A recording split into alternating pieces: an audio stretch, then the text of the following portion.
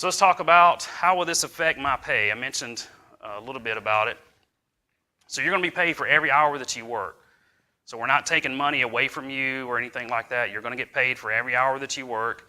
If you work overtime during this transition period, you're going to be paid for the overtime that you work.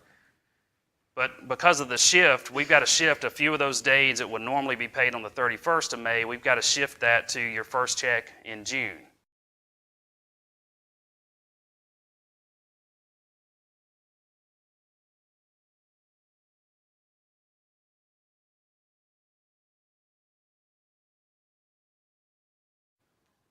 Now, we have several resources to try to help you during this transition. So like I mentioned earlier, if you work a normal, I know some of you work on Saturdays and Sundays, if you work a normal Monday through Friday schedule, there'll be 3 days that you would normally get. And so instead of 80 hours, you may see a 56-hour check for that third check in May.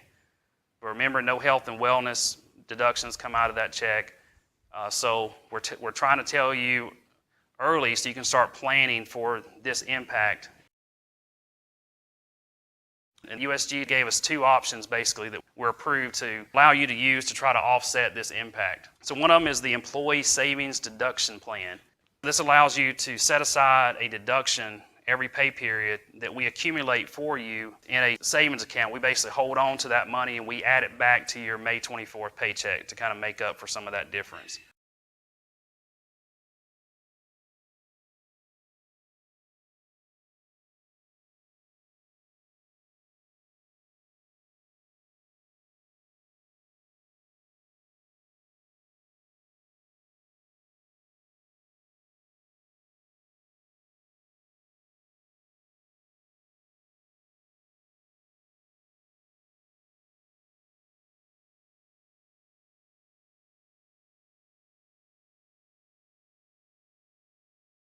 We also have a gross estimated calculator to try to help you figure out how much you might need to set aside out of your check starting now until May to help you offset some of that difference you may experience on that 24th paycheck. And you basically put in your hourly rate, and if you work a normal Monday through Friday week, 24 hours would be what you want to base that on at 8 hours a day.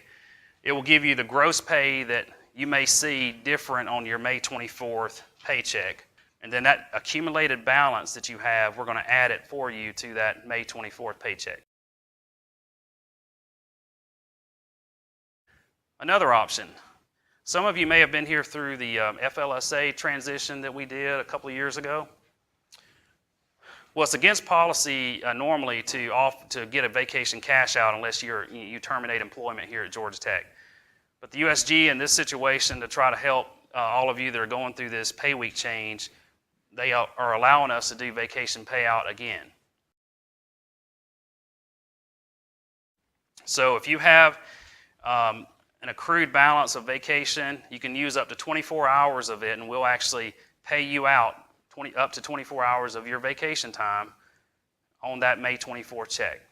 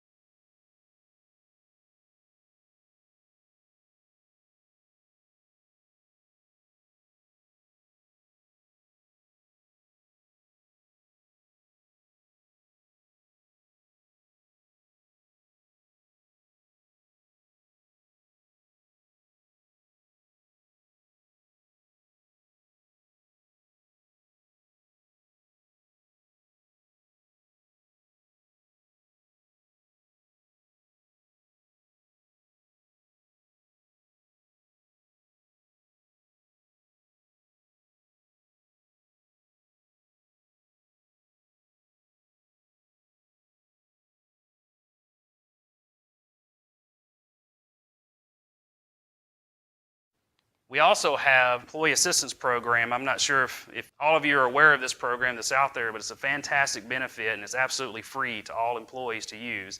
This is not Georgia Tech employees doing this. This is a third-party vendor that does this confidentially for our employees.